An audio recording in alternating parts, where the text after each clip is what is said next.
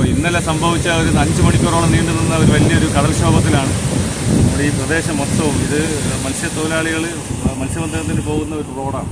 അവിടെ ഉപജീവന മാർഗ്ഗം എല്ലാം ഇപ്പോൾ തടസ്സപ്പെട്ടിരിക്കുകയാണ്. 3 സ്ഥാനാർത്ഥികൾ വന്നിരുന്നു. അവരോട് ഈ വിഷയങ്ങളെല്ലാം നമ്മൾ പറഞ്ഞിരുന്നു.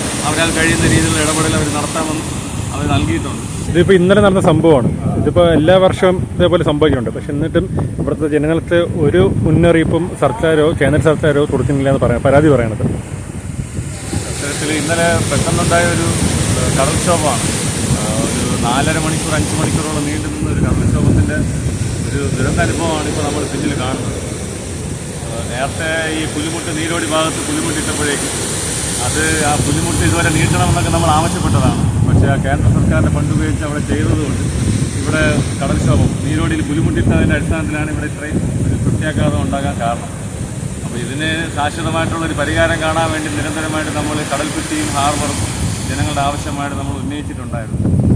കൊല്ലം അതിൻ്റെ ഫണ്ട് അനുവദിച്ചുവെങ്കിലും നമുക്ക് അതിൻ്റെ പ്രവർത്തനങ്ങൾ ഇതുവരെ നടപ്പിലാക്കിയിട്ടില്ല. അതിൻ്റെ ഒരു വലിയൊരു ദുരന്തമാണ് ഇപ്പോൾ സംഭവിച്ചുകൊണ്ടിരിക്കുന്നത്. ഇപ്പോൾ ഇന്നലെ സംഭവിച്ച ഒരു 5 മണിക്കൂറോളം നീണ്ടു നിന്ന ഒരു വലിയൊരു കടൽക്ഷോഭത്തിലാണ് നമ്മുടെ ഈ പ്രദേശം മൊത്തവും. ഇത് മത്സ്യത്തൊഴിലാളികൾ മത്സ്യബന്ധനത്തിന് പോകുന്ന ഒരു റോഡാണ്. അവിടെ ഉപജീവന മാർഗ്ഗം എല്ലാം ഇപ്പോൾ തടസ്സപ്പെട്ടിരിക്കുകയാണ്. ഈ ഭാഗം ഈ ബീച്ചെല്ലാം പോയി ഈ ഭാഗത്ത് മാത്രമാണ് ബീച്ച് ഉണ്ടായിരുന്നത്. ആ മത്സ്യത്തൊഴിലാളികൾക്ക് വെള്ളം കൊണ്ടുവയ്ക്കാനോ മത്സ്യബന്ധനം നടത്താനോ ഏക ആശ്രയമായിരുന്ന ഒരു ബീച്ചാണ് ഈ കൊഴിക്കര ബീച്ച് എന്ന് പറയുന്നത്. ആ ബീച്ച് പൂർണ്ണമായിട്ട് നശിച്ചിരിക്കുകയാണ്. അപ്പോൾ കുറേ മാസങ്ങളായിട്ട് മത്സ്യത്തൊഴിലാളികൾ പണിക്ക് പോകാൻ കഴിയാത്ത അവസ്ഥ. അതേപോലെ തന്നെ ഇപ്പോൾ പൂർണ്ണമായിട്ടും കടൽ പണിക്ക് പോകാൻ കഴിയാത്ത ഒരു വലിയൊരു പരിധിയിലാണ് ജനങ്ങൾ താമസിക്കുന്നത്. ഭീഷണിയുടെ വക്കിലാണ്. ഇപ്പോൾ ഒരു അടുത്ത ഇലക്ഷൻ കാലം വന്നിരിക്കുകയാണ്. അപ്പോൾ 3 സ്ഥാനാർത്ഥികൾ ഇവിടെ നിൽക്കുന്നുണ്ട്. CPM ആയാലും കോൺഗ്രസ് ആയാലും BJP ആയാലും. ഈ 3 സ്ഥാനാർത്ഥികളും ഇവിടെ വോട്ട് പിടിക്കാൻ വരുമ്പോൾ വോട്ട് ബഹിഷ്കരിക്കുകയാണോ അങ്ങനെ എന്തെങ്കിലും പരിപാടി പ്ലാൻ ചെയ്തിട്ടുണ്ടോ? വോട്ട് ബഹിഷ്കരിച്ചുകൊണ്ട് കാര്യമില്ലല്ലോ. പക്ഷെ 3 സ്ഥാനാർത്ഥികൾ വന്നിരുന്നു. അവരോട് ഈ വിഷയങ്ങളെല്ലാം നമ്മൾ പറഞ്ഞിരുന്നു. അവരാൽ കഴിയുന്ന രീതിയിലുള്ള ഇടപെടൽ അവർ നടത്താമെന്ന് അവർ നൽകിയിട്ടുണ്ട്. ഇതിനു മുമ്പും ഇതേപോലെ ദുരിതം ഉണ്ടായിട്ടുണ്ട്. ഈ പൊരിയൂർ അന്നും ഇതേപോലെ സ്ഥാനാർത്ഥി വോട്ട് പിടിക്കാൻ വന്നിട്ടുണ്ട്. അന്നും നിങ്ങൾക്ക് വാഗ്ദാനം നൽകിയിട്ടുണ്ട്. ആ വാഗ്ദാനം നടത്തിയിട്ടില്ല ആരും. അത് വാഗ്ദാനം നടത്തുന്നത് വെച്ചാൽ ഇത് ഒരു ശാശ്വത പരിഹാരത്തിന് നമുക്ക് കടലിലെ നിർമ്മാണമാണ്.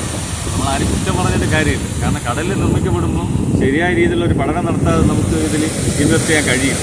അപ്പോൾ ഇപ്പോൾ ഹാർബറിൻ്റെ പഠനം പൂർത്തീകരിച്ച് കഴിഞ്ഞു. ഒപ്പം തന്നെ പുലിമുട്ടല്ല, നമുക്ക് 2 പ്രോജക്റ്റാണ് പ്രധാനമായിട്ട് വരുന്നത്. ഒന്ന് നമ്മുടെ ഈ കടൽഭിത്തി നിലവിലെ തീരം സംരക്ഷിക്കുക, ഭവനങ്ങളെയൊക്കെ സംരക്ഷിക്കുക. 2 ഈ ഭവനം സംരക്ഷിക്കുമ്പോൾ കല്ലിടുമ്പോഴേക്കും മത്സ്യബന്ധനത്തിന് പോകാൻ കഴിയാത്തൊരു സാഹചര്യം. അപ്പോൾ സുരക്ഷിതമായിട്ട് മത്സ്യബന്ധനത്തിന് പോകാൻ വേണ്ടി ഒരു ഹാർബർ നിർമ്മിക്കുക.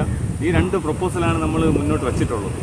അപ്പോൾ അതിന് കൃത്യമായ രീതിയിലൊരു പഠനം നടത്തി. ഇപ്പോൾ നമുക്ക് ആരായാലും നമുക്ക് ഇതിപ്പോൾ ഒന്നും ചെയ്യാൻ കാരണം കടൽ കയറി വന്നിരിക്കുകയാണ്. ഈ തിര അടിക്കുന്നതെല്ലാം ഈ ഭാഗത്താണ്. നമ്മൾ സാധാരണ പണ്ട് അങ്ങ് ഇരുന്നാണ്, ദൂരെ ഇരുന്നാണ്. 500 മീറ്റർ ദൂരെ കടപ്പുറം ഉണ്ടായിരുന്നതാണ്. പക്ഷെ അതെല്ലാം ഈ 3 വർഷത്തിനുള്ളിൽ